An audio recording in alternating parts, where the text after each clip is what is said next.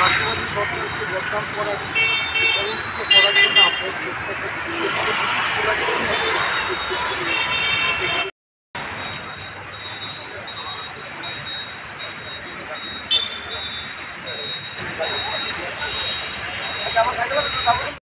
কয়েক দিন ধরে, গত প্রায় 8-10 দিন ধরে চোরাইবাড়ি থেকে সাবরুম পর্যন্ত বিভিন্ন জায়গায় রাস্তায় চলতি যে সকল ট্রাক গাড়ি, বাস গাড়ি, বিভিন্ন সামগ্রী নিয়ে যাতায়াত করছে যে সকল গাড়িগুলো, সেই গাড়িগুলোকে আমি সব বলবো না, কয়েকটি ক্লাব এবং কয়েকটি শ্রমিক সংগঠন তারা রাস্তায় দাঁড় করিয়ে শ্রমিকদের, বিশেষ করে ড্রাইভারদেরকে দাঁড় করিয়ে ওনারা বিশ্বকর্মা পুজো এবং দুর্গা পুজোর চাঁদা চাইছে।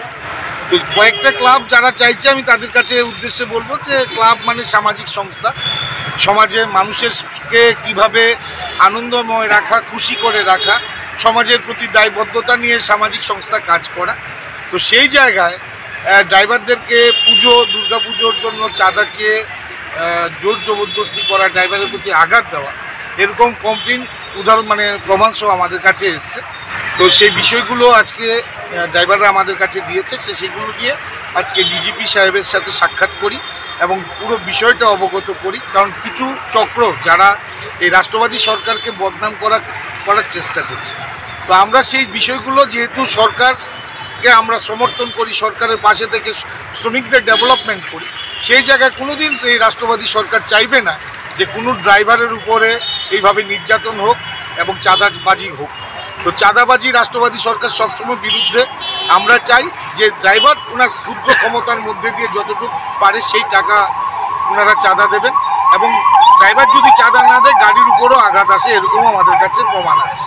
তো এই বিষয়গুলো যদি আমাদের রাজ্যে না হয়, এইসব কোনোদিন আমাদের রাজ্যে ছিল না, সেই কালচার যেন পুনরায় ত্রিপুরা রাজ্যে না হয়। রাষ্ট্রবাদী সরকার, আমাদের রাজ্যের জনপ্রিয় মুখ্যমন্ত্রী, উনি বলেছেন যে কাউকে অলরেডি উনি 2-3 বার সাবধান করেছে যে কোনোভাবে কোনো রকম দুর্নীতি বা কোনো রকমের উল্টোপাল্টা কাজ উনি বরদাস্ত করবে না। তো সেই বিষয় নিয়ে আজকে ডিজিপি সাহেবের কাছে আসা, এবং উনি আমাদের প্রতিশ্রুতি দিয়েছেন যে স্পেসিফিক যদি কোনো আরেকটা নেক্সট কোনো ঘটনা হয়, উনি আমাদেরকে একটা নাম্বার দিয়েছেন, সেই নাম্বারে ওনাদের ফোন করে ওনাদেরকে জানাবার জন্য, এবং সাথে সাথে অ্যাকশান নেবেন, এবং এই রাজ্যে এই ঘটনাগুলো পুনরাবৃত্ত যেন না হয়, সেটাই মজদুর মনিটরিং সেলের কাজ। কারণ আমরা শ্রমিক রিপ্রেজেন্টেটিভ হিসেবে কাজ করি, সমাজে থেকে প্রকৃত শ্রমিক স্বার্থে যদি কাজ না করি, সেই শ্রমিক সংগঠন আমরা করি না। আমরা এই রাজ্যে দায়িত্ব নিয়ে বলতে পারি, শ্রমিকদের স্বার্থে, শ্রমিকদের ভবিষ্যতের কথা চিন্তা করে, মানসিকতা নিয়ে আমরা এই রাজ্যে কাজ করি। আমরা চেষ্টা করি সবাইকে নিয়ে ঐক্যবদ্ধ হয়ে একটা রাষ্ট্রবাদী বিচারধারা নিয়ে রাষ্ট্র নির্মাণে কাজ করার জন্য।